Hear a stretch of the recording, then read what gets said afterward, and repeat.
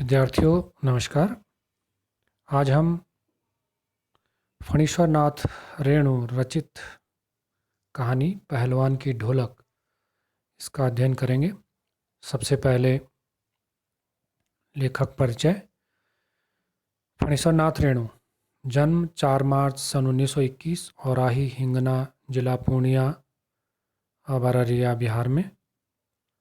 प्रमुख रचनाएं मैला आंचल, परती परिकथा, दीर्घ तपा, जुलूस, कितने चौराहे ये उपन्यास, तुम, ठुमरी, अगिनखोर, आदिम रात्रि की महक, एक श्रावणी दोपहरी की धूप एक कहानी संग्रह, ऋणजल धनजल, वन तुलसी की गंध, श्रुत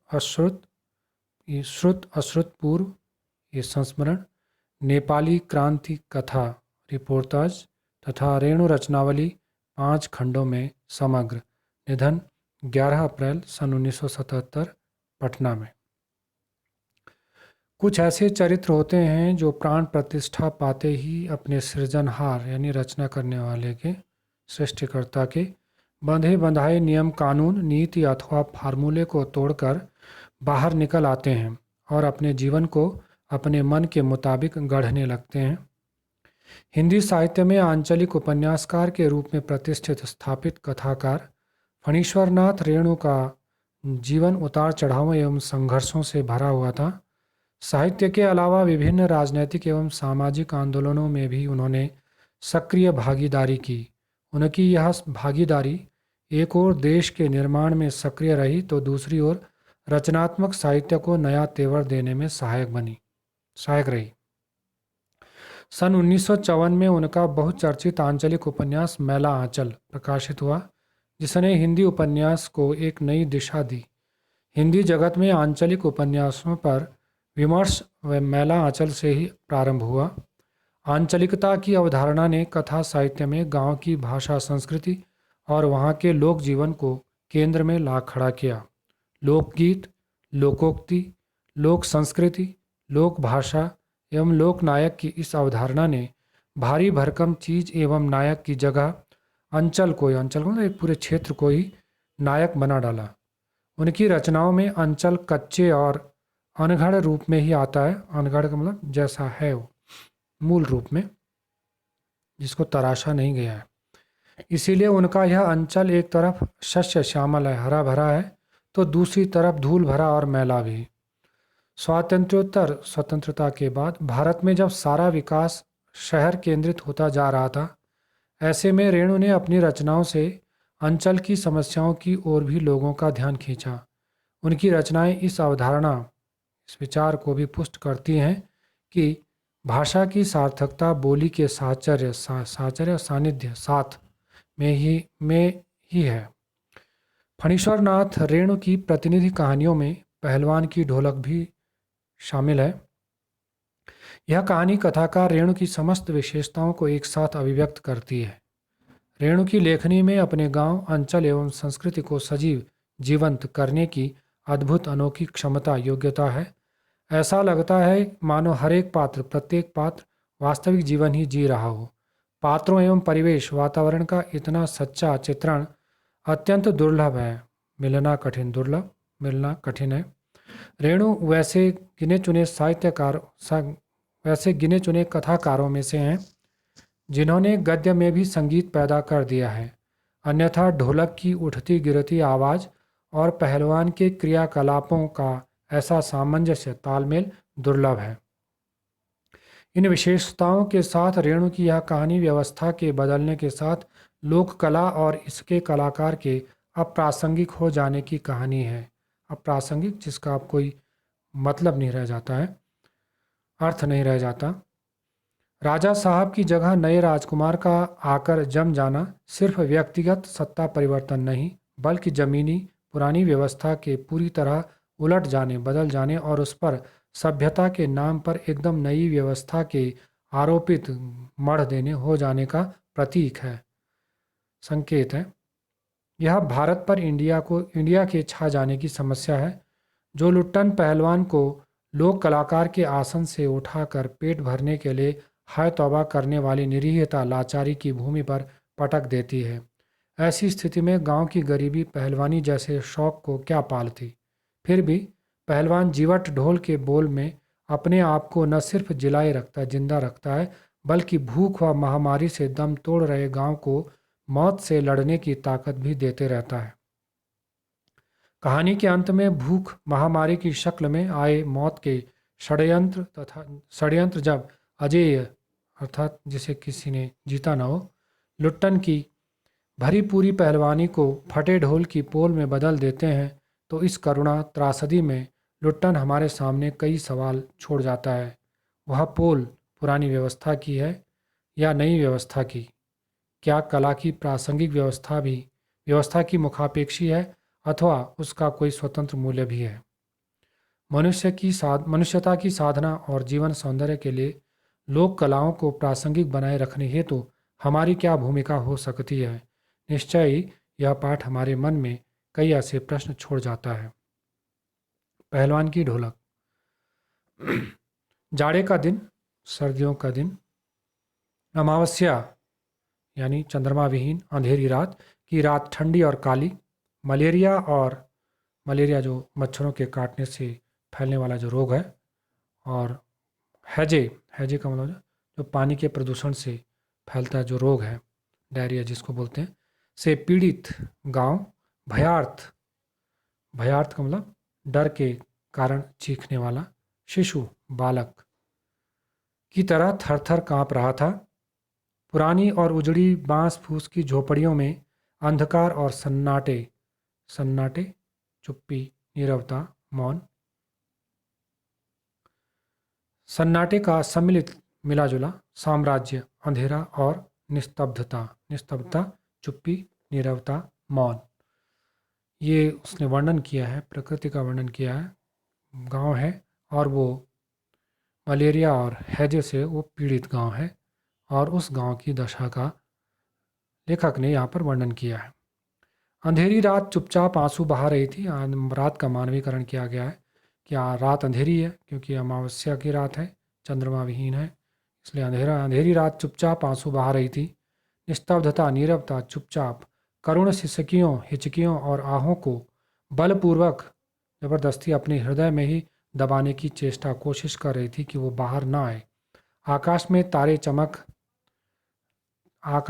चमक रहे थे।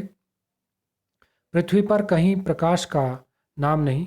आकाश से टूटकर यदि कोई भावुक संवेदनशील तारा पृथ्वी पर जाना भी चाहता, तो उसकी ज्योति और शक्ति रास्ते में ही शेष हो जाती, समाप्त हो जाती। अन्य तारे उसकी भावुकता, उसकी संवेदना पर अथवा असफलता पर खिलखिलाकर हंस पड़ते थे।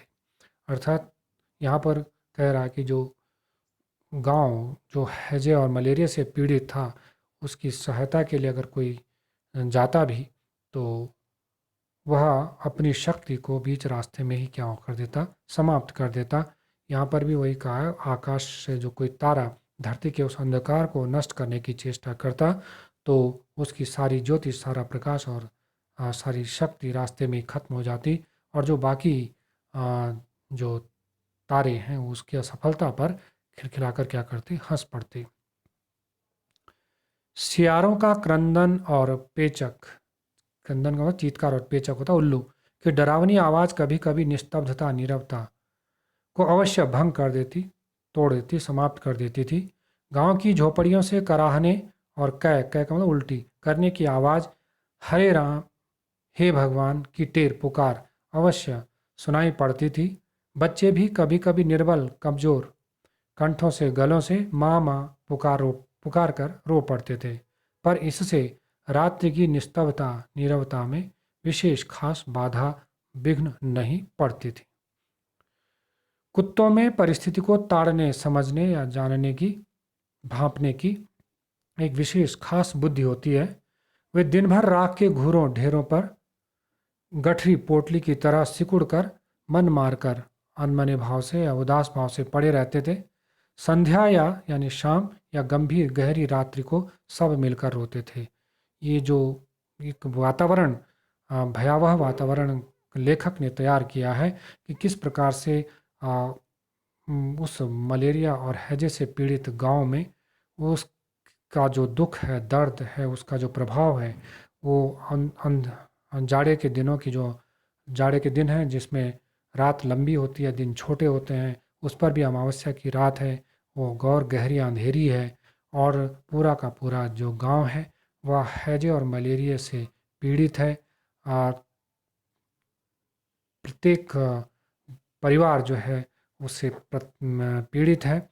और ऐसे में जो सियार और उल्लू हैं, इनके रोने की जो आवाज़ है और कुत्तों के रोने की जो आवाज़ है, ये एक और कह सकते हैं कि किसी अशुभ का संकेत करते हैं।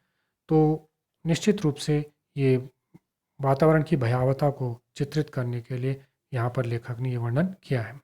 रात्रि अपनी भीषणताओं भयानकताओं के साथ चलती रहती और उसकी सारी भीषणता, सारी भयानकता को ताल ठोक कर यानी चुनौती देकर ललकारती रहती थी सिर्फ पहलवान की ढोलक। जो पाठ का नाम है, आप इसके आगे पढ़ेंगे। संध्या से लेकर शाम से लेकर प्रातःकाल सुबह तक एक ही गति से बजती रहती वो पहलवान की ढोलक। कैसे? चट धा गिड़ धा, चट धा गिड़ धा, यानी आ जा भिड़ जा, आ जा भिड़ जा। बीच बीच में चटाक चट धा, यानी उठाकर पटक दे, उठाकर पटक दे। यही आवाज़ मृत गांव में, जो मरे हुए गांव में संजीवनी, जीवन देने वाली शक्ति, ताकत भरती रहती थी। लुट्टन सिंह पहलवान। ये अब लुट्टन सिंह पहलवान के बारे में। यूं तो वह कहा करता था, लुट्टन सिंह पहलवान को होल इंडिया भर के लोग जानते हैं। होल का मतलब सारे। कहता था कि लुट्टन पहलवान को तो सारे इंडिया के लोग जानते हैं, किंतु उसके होल इंडिया की सीमा, लेकिन जो उसके लिए होल इंडिया था उसकी सीमा शायद एक ज़िले की सीमा के बराबर ही हो। उसके लिए एक ज़िला ही उसके लिए पूरा होल इंडिया था। ज़िले भर के लोग उसके नाम से अवश्य परिचित थे। हाँ, ज़िले भर के लोग, एक डिस्ट्रिक्ट के लोग ज़रूर उसके नाम के बारे में जानते थे, उसे जानते थे। लुट्टन के माता पिता उसे 9 वर्ष की उम्र में ही अनाथ बनाकर चल बसे थे। अर्थात लुट्टन के माता पिता की 9 वर्ष की आयु में ही मृत्यु हो गई थी। सौभाग्यवश ये उसका भाग्य था कि उसकी शादी हो चुकी थी, वरना वह भी माँ बाप का अनुसरण करता उनके, नहीं तो वो भी उनके पीछे पीछे चलता, अर्थात उसकी भी क्या हो जाती, मृत्यु हो जाती। विधवा सास ने पाल पोस कर बड़ा किया। बचपन में वह गाय चराता, धारोष्ण, धारोष्ण मत थन से, गाय के थन से निकाला हुआ जो ताज़ा दूध है उसको धारोष्ण बोलते हैं। दूध पीता और कसरत करता, व्यायाम करता, क्या करता था। गांव के लोग उसकी सास को तरह तरह की तकलीफ, कष्ट दिया करते थे। लुट्टन के सिर पर कसरत की धुन, जो जुनून है, कसरत करने, व्यायाम करने का जो जुनून है, वो लोगों से बदला लेने के लिए ही सवार हुई थी। क्योंकि उसकी सास को गांव के लोग तरह तरह के तकलीफ, कष्ट देते थे, इसलिए उनसे बदला लेने के लिए ही उसके ऊपर व्यायाम करने का जुनून सवार हुआ। नियमित रोजाना कसरत ने किशोरावस्था में ही युवावस्था में ही उसके सीने और बाहों को सुडौल, सुडौल का मतलब मजबूत तथा मांस से युक्त बना दिया था। जवानी में कदम रखते ही वह गांव में सबसे अच्छा पहलवान समझा जाने लगा। लोग उससे डरने लगे और वह दोनों हाथों को दोनों ओर 45 डिग्री की दूरी पर फैलाकर पहलवानों की भांति चलने लगा। वह कुश्ती भी लड़ता था। एक बार वह दंगल देखने श्यामनगर मेला गया। दंगल है कुश्ती प्रतियोगिता, वो देखने के लिए श्यामनगर मेला गया। श्यामनगर में जो मेला लगता था, पहलवानों की कुश्ती और दांव पेच देखकर उससे नहीं रहा गया। जवानी की मस्ती और ढोल की ललकारती चुनौती देती हुई आवाज़ ने उसकी नसों में बिजली उत्पन्न कर दी, अर्थात उसके नसों में भी जोश और उत्साह भर दिया। वह भी पहलवानी करने के लिए तत्पर हो उठा। उसने बिना कुछ सोचे समझे दंगल में शेर के बच्चे को चुनौती दे दी। बिना कुछ विचारे ही उसने जो दंगल में जो कुश्ती प्रतियोगिता थी उसमें शेर के बच्चे को चुनौती दे दी। शेर का बच्चा कौन है ये अब आगे आपको बताएंगे। ये किसी का टाइटल है, उपाधि है। शेर के बच्चे का असल वास्तविक नाम था चांद सिंह। शेर के बच्चे का वास्तविक नाम क्या था, असली नाम क्या था? चांद सिंह। वह अपने गुरु पहलवान बादल सिंह के साथ पंजाब से पहली बार श्यामनगर मेले में आया था। सुंदर जवान, अंग प्रत्यंग शरीर के हर हिस्से से सुंदरता टपक पड़ती थी, अर्थात उसका हर अंग प्रत्यंग, हर शरीर का हर हिस्सा क्या था, सुंदर था। 3 दिनों में ही पंजाबी और पठान पहलवानों के गिरोह समूह के अपनी जोड़ी, अपनी बराबर और उम्र के सभी पट्ठों पहलवानों को पछाड़कर हराकर उसने शेर के बच्चे की टाइटल, उसकी उपाधि, उसकी पदवी प्राप्त कर ली थी। अर्थात उसने सभी पहलवानों को क्या कर दिया था, हरा दिया था। इसीलिए उसको कौन सी उपाधि मिली, शेर का बच्चा। इसलिए वह दंगल के मैदान में, इसलिए वह जो कुश्ती का मैदान था, लंगोट लगाकर एक अजीब किलकारी भरकर, किलकारी होता है खुशी प्रकट करने के लिए गले से जो आवाज़ें निकालना, एक छोटी दुल की एक कूद, जंप जिसको आप बोलते हो, लगाया करता था। देशी नौजवान पहलवान उससे लड़ने की कल्पना से भी घबराते थे। जो देशी नौजवान थे पहलवान, वो उसके बारे में, उससे लड़ने की सोचने से भी क्या करते थे, घबराते थे, डरते थे। अपनी टाइटल को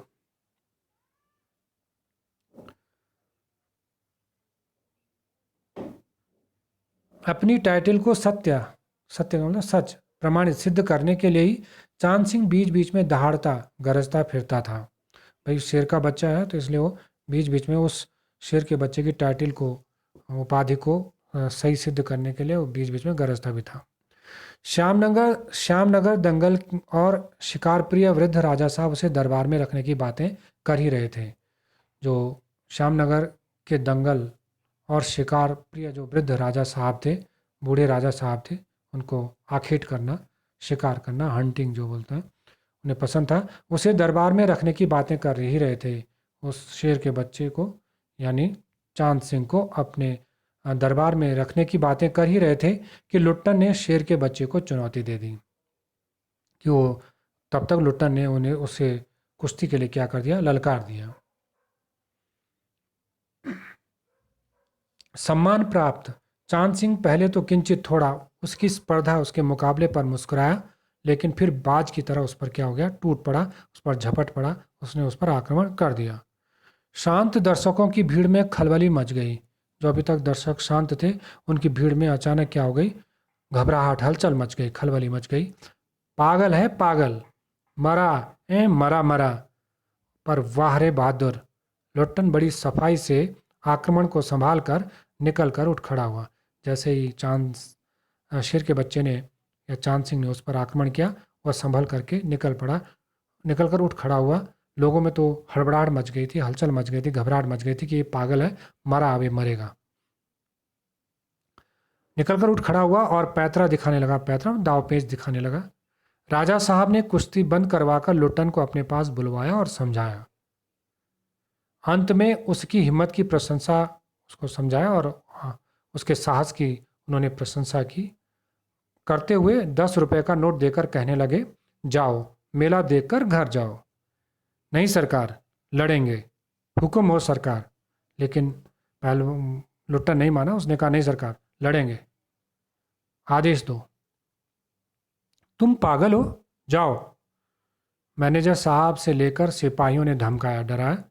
देह में गोश्त नहीं, मांस नहीं, लड़ने चला है शेर के बच्चे से। सरकार इतना समझा रहे हैं। दुहाई सरकार, उसने प्रार्थना भरे हुए उसका, हे मालिक, मैं प्रार्थना कर रहा हूँ, पत्थर पर माथा पटक कर मर जाऊंगा, मिले हुक्म, मुझे आदेश मिले, नहीं तो मैं पत्थर पर माथा पटक करके, अपना सिर पटक करके मर जाऊंगा। वह हाथ जोड़कर गिड़गिड़ाता रहा था, मिन्नतें करने लगा, गिड़गिड़ाना, मिन्नतें कर रहा था, प्रार्थना कर रहा था कि उसे लड़ने दिया जाए।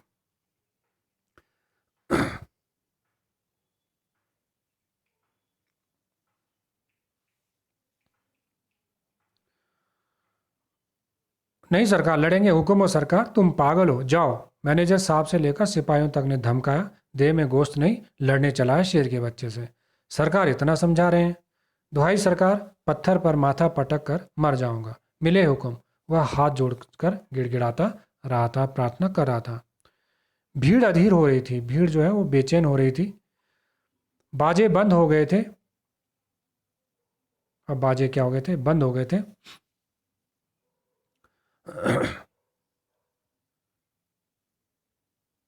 पंजाबी पहलवानों की जमायत, जो पंजाबी पहलवान थे उनकी जो जमायत सभा थी, वो क्रोध से पागल होकर लुट्टन पर गालियों की बौछार कर रही थी, उसकी गालियों पर गालियां देते जा रही थी। दर्शकों की मंडली उत्तेजित हो रही थी, उस जोश में आ गई थी।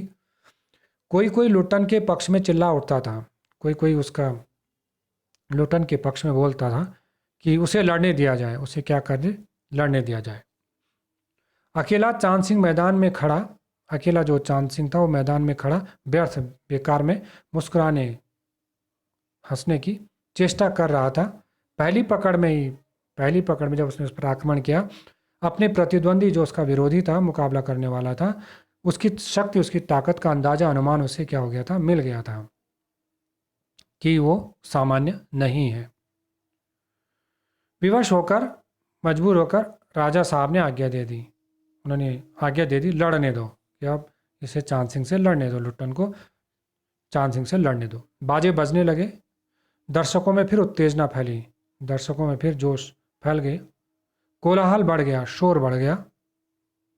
मेले के दुकानदार दुकान बंद करके दौड़े। चांद सिंह की जोड़ी चांद सिंह की जोड़ी, चांद की कुश्ती हो रही है। चढ़ गिड़धा, चढ़ गिड़धा, भारी आवाज में एक ढोल जो अब तक चुप था बोलने लगा। ढाक ढिना, ढाक ढिना, ढाक ढिना, अर्थात वाह पट्टे, वाह पट्टे, अर्थात वाह पहलवान, वाह पहलवान। लुट्टन को चांद ने कसकर दबा लिया था। अरे गया गया, दर्शकों ने तालियां बजाई। हलवा हो जाएगा, हलवा, हलवा मतलब पूरी तरह कुचला जाएगा, कुचला।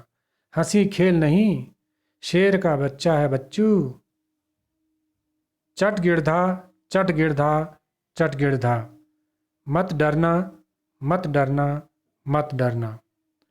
लुट्टन की गर्दन पर कोहनी डालकर चांद चित्त करने की कोशिश कर रहा था। चांद जो है, चांद यानी चांद सिंह, लुट्टन की गर्दन पर, उसकी गर्दन पर कोहनी डाल करके, एल्बो जिसको आप बोलते हो, उसे चित्त करने की कोशिश कर रहा था। चित्त होता है जिसमें कुश्ती करने वाले की पीठ लगानी होती है, तो वो उसकी हार मानी जाती है अगर उसकी पीठ लग जाती है, तो उसे उसकी पीठ लगाने की कोशिश कर रहा था। वहीं दफना दे बहादुर, बादल सिंह अपने शिष्य को उत्साहित कर रहा था। चांद सिंह के गुरु थे कौन, बादल सिंह। वो अपने शिष्य में जोश भर रहा था कि वहीं उसे क्या कर दे, दफना दे। लुट्टन की आंखें बाहर निकल रही थी, उसकी छाती फटने फटने को हो रही थी। उसने उसकी इतनी पकड़ कस के उसको पकड़ा हुआ था कि उसकी आंखें बाहर निकलने लगी थी। उसकी छाती, ऐसा लगता था कि उसकी छाती क्या हो जाएगी, फट जाएगी। राजमत, राजा का विचार, बहुमत, अधिक से लोगों का जो समर्थन था वो चांद के पक्ष में था। सब चांद सिंह को ही सपोर्ट करते, उसमें समर्थन दे रहे थे। सभी चांद को शाबाशी दे रहे थे, उसी की प्रशंसा कर रहे थे। लुट्टन के पक्ष में सिर्फ ढोल की आवाज़ थी, लुट्टन के पक्ष में केवल ढोल की ही आवाज़ थी, जिसकी ताल पर वह अपनी शक्ति, अपनी ताकत और दांवपेच की क्या ले रहा था, परीक्षा ले रहा था। अपनी हिम्मत को, अपने जोश को, अपने साहस को क्या कर रहा था, बढ़ा रहा था। अचानक ढोल की एक पतली आवाज़ सुनाई पड़ी। धाक धिना, तिरकट दिना, धाक धिना, तिरकट दिना। लुट्टन को स्पष्ट सुनाई पड़ा, उसको स्पष्ट सुनाई पड़ रहा था कि ढोल कह रहा था, दांव काटो, बाहर हो जा, दांव काटो, बाहर हो जा। लोगों की आश्चर्य की सीमा नहीं रही, लुट्टन हैरानी की सीमा नहीं रही, जब लुट्टन दांव काट कर क्या हो गया, बाहर निकला और तुरंत लपक कर तेजी से उसने चांद की गर्दन पकड़ ली। वाह रे मिट्टी के शेर, अच्छा बाहर निकल आया, इसीलिए तो जनमत बदल रहा था। जनमत का मतलब अब लोगों का विचार क्या हो रहा था, बदल रहा था, उनका समर्थन बदल रहा था। मोटी और भौड़ी भद्दी आवाज वाला ढोल बज उठा। चटाक चढ़धा, चटाक चढ़धा, उठा पटक दे, उठा पटक दे। लुट्टन ने चालाकी से दांव और जोर लगाकर चांद को जमीन पर दे मारा, अपना उसको जमीन पर पटक दिया। धिना धिना धिक धिना अर्थात चित करो। लुट्टन ने अंतिम जोर लगाया। चांद सिंह चारों खाने चित्त हो रहा। चारों खाने चित्त का मतलब पूरी तरह उसकी पीठ, पूरी तरह पीठ के बल क्या हो गया, गिर गया। उसकी पूरी की पूरी पीठ जमीन पर लग। धा गिड़गिड़ धा गिड़गिड़ धा गिड़गिड़, वाह बहादुर वाह बहादुर वाह बहादुर। जनता यह स्थिर नहीं कर सकी, ये निर्णय नहीं कर सकी कि किसकी जय ध्वनि की जाए, कि किसकी जय जयकार करें। फलतः परिणाम स्वरूप अपनी अपनी इच्छा अनुसार, अपनी अपनी इच्छा के अनुसार किसी ने माँ दुर्गा की, महावीर जी की, कुछ ने राजा श्यामानंद की जय ध्वनि की, इनकी जय जयकार की। अंत में सम्मिलित एक साथ जय से पूरा का पूरा आकाश क्या उठा, गूंज उठा। विजयी लुट्टन कूदता फांदता, ताल ठोकता, चुनौती देता हुआ सबसे पहले अपने ताल ठोकता मतलब अपनी जांघों पर ऐसे मारता हुआ सबसे पहले बाजे वालों की ओर दौड़ा और ढोलों को श्रद्धापूर्वक बड़े श्रद्धा से उसने प्रणाम किया। फिर दौड़कर उसने राजा साहब को गोद में उठा लिया। राजा साहब के कीमती कपड़े मिट्टी में सन गए, मिट्टी से खराब हो गए। मैनेजर साहब ने आपत्ति की, उसने विरोध जताया। है अरे रे। किंतु राजा साहब ने स्वयं उसे छाती से लगाकर गदगद होकर प्रसन्न होकर कहा, जीते रहो बहादुर, तुमने मिट्टी की लाज रख ली, अर्थात तुमने अपनी भूमि की, अपने देश की, अपनी धरती की क्या सम्मान को क्या किया, बचा लिया। पंजाबी पहलवानों की जमायत चांद सिंह की आंखें पोंछ रही थी। जो पंजाबी पहलवानों की जो सभा थी वो चांद सिंह की आंखें पोंछ रही थी, अर्थात उसे हार का दुख हुआ। लुट्टन को राजा साहब ने पुरस्कृत ही नहीं किया, और लुट्टन को राजा साहब ने केवल पुरस्कार ही नहीं दिया, अपने दरबार में सदा के लिए रख लिया, अपने दरबार में हमेशा के लिए उसे क्या कर लिया, रख लिया। तब से लुट्टन राज पहलवान हो गया। तब से लुट्टन जो है वो राज पहलवान हो गया, राजा का पहलवान हो गया। और राजा साहब उसे लुट्टन सिंह कहकर पुकारने लगे, और राजा साहब ने उसको उसको लुट्टन सिंह कह के नाम से पुकारने लगे। राज पंडितों ने, जो राजा के पंडित हैं, उन्होंने मुंह बिचकाया, घृणा का भाव अपने मुंह पर लाया। हुजूर, जातिका सिंह, क्या जातिका सिंह? मैनेजर साहब क्षत्रिय थे, राजपूत थे। क्लीन शेव्ड चेहरे को संकुचित सिकोड़ कर करते हुए अपनी शक्ति लगाकर नाक के बाल को उखाड़ रहे थे, अपने नाक के बाल को उखाड़ते चुटकी से अपनी दोनों उंगलियों के बीच में अत्याचारी बाल को रगड़ते हुए मसलते हुए बोले, हाँ सरकार, यह अन्याय है, ये तो अन्याय है। राजा साहब ने मुस्कुराते हुए सिर्फ इतना ही कहा, उसने क्षत्रिय का काम किया है, उसने क्षत्रिय का क्या किया, काम किया है। यहाँ यहाँ तक ही, आगे फिर दूसरे वीडियो में।